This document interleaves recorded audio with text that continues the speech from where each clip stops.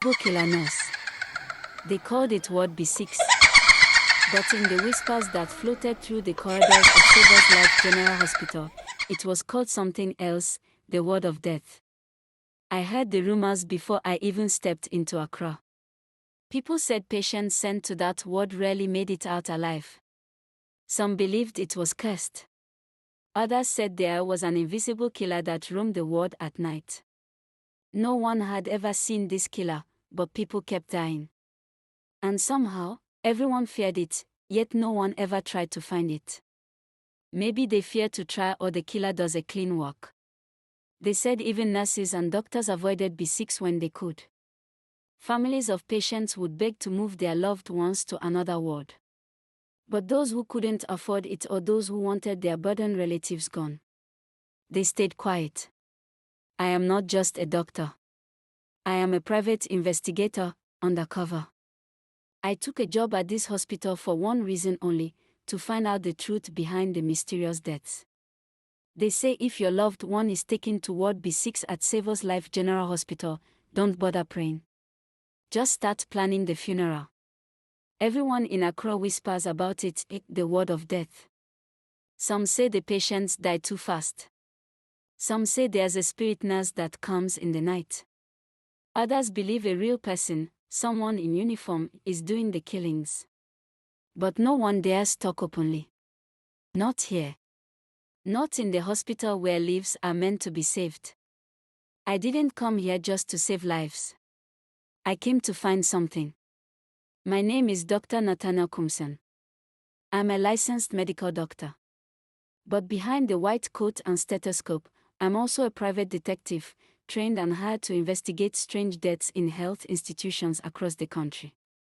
Sometimes I have been sent to mental health hospital for investigations.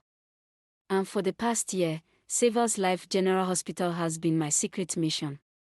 For 12 whole months, I stayed quiet. Observing. Smiling. Pretending. I saw no signs of evil, no strange deaths, no real evidence. All I had were rumors. Until that day, the day Bruce the Butcher arrived. Bruce wasn't a man. He was a walking nightmare.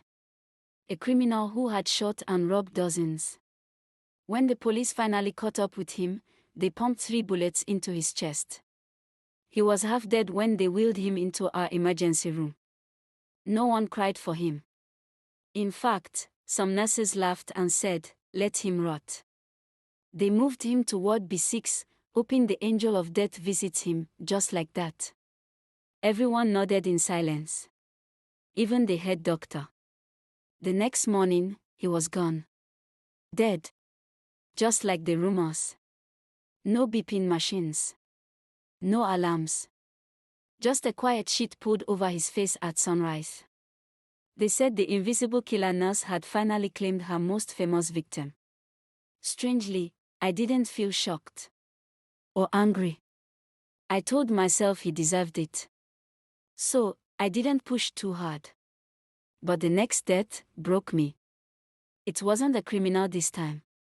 It was a baby. She had no name. Just a body born without hands and legs. A perfect, gentle face, trapped in a broken body.